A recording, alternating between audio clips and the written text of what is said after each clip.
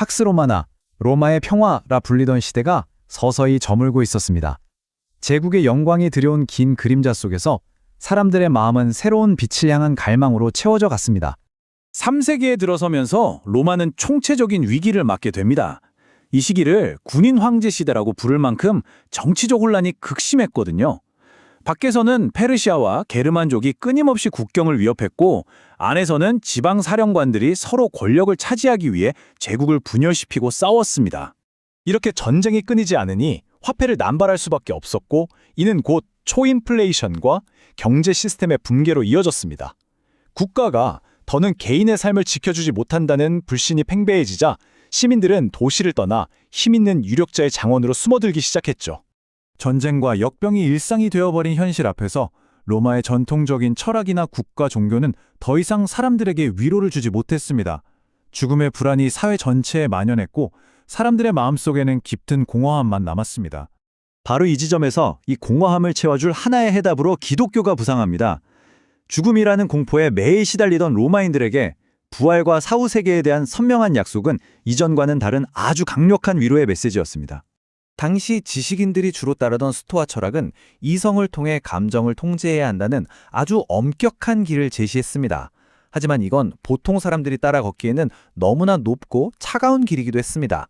반면에 기독교는 부활이라는 구체적인 희망을 통해 말 그대로 모든 사람에게 문을 열어주었습니다. 특히 신 앞에서는 모든 인간이 평등하다는 가르침은 당시의 엄격한 계급사회에 묶여있던 하층민과 노예, 그리고 여성들의 마음에 깊은 울림을 주었습니다. 그곳은 단순한 위안을 넘어 실질적인 희망으로 다가왔던 거죠. 신자들은 서로의 짐을 함께 나누는 실천적인 연대를 통해서 든든한 공동체를 만들어 갔습니다. 사회가 조각조각 파편화된 상황 속에서 이 기독교 공동체라는 것은 사람들에게 따뜻한 소속감을 주는 일종의 사회적 안전망이 되어준 셈입니다. 고통받는 자가 오히려 복이 있다는 이 역설적인 가르침은 비참한 현실을 견디게 하는 어떤 정신적인 동력이 되었습니다. 고난이라는 것이 더 이상 피해야 할 재앙이 아니라 영원한 안식으로 나아가는 과정이라고 그 의미가 새롭게 부여된 겁니다. 자, 이렇게 대중의 마음을 움직였던 믿음이 어떻게 당대 최고의 지성을 자랑하던 로마의 지식인 계층에게까지 가닿을 수 있었을까요? 그 배경을 들여다보면 당시의 주류 철학이었던 스토아 철학과 아주 깊은 사상적 대화가 있었습니다. 로마의 지식인들은 스토아 철학이 말하는 높은 덕을 추구하면서도 마음 한편으로는 이런 고민이 있었어요. 과연 인간의 의지만으로 완벽한 평정심에 도달할 수 있을까 하는 그런 실존적인 한계에 부딪히고 있었던 거죠. 스토아 철학의 가장 핵심적인 개념이 바로 로고스입니다. 간단히 말하면 우주 만물을 관통하는 보편적이고 비인격적인 이성의 원리, 이런 의미를 담고 있습니다. 초기 기독교 사상가들이 바로 이 로고스라는 개념을 신학 안으로 가져옵니다. 순교자 유스티누스는 이런 말을 했죠. 로고스의 씨앗은 모든 인류에게 심겨 있으나 그 완전한 실체는 오직 기독교에서만 발견된다. 이것은 기독교가 철학을 부정하는 게 아니라 오히려 완성하는 것이라는 주장이었습니다. 스토아 철학에서 말하던 그 추상적이고 비인격적인 우주의 이성이 역사 속에 실제로 존재했던 인격적인 존재, 바로 예수 그리스도를 통해 구체화된 것입니다.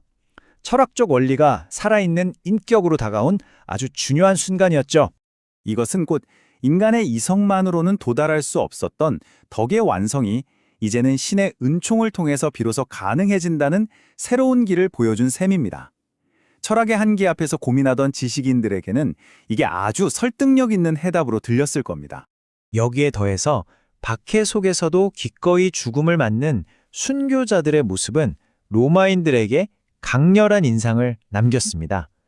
그 모습 자체가 죽음이라는 궁극의 공포를 넘어선 신앙의 힘을 보여주는 아주 생생한 증거였기 때문입니다. 이런 여러 과정을 거치면서 기독교는 점차 제국을 위협하는 존재가 아니라 오히려 이 혼란스러운 사회의 정신적인 토대를 다시 세울 수 있는 대안으로 인식되기 시작했습니다. 결국 소수의 지식인들만 누리던 철학은 이제 신앙을 통해 모든 사람이 진리에 이를 수 있는 보편적인 길, 바로 신학으로 변모하고 있었습니다. 서구 사상사의 거대한 전환이 바로 그렇게 조용히 시작되고 있었던 겁니다.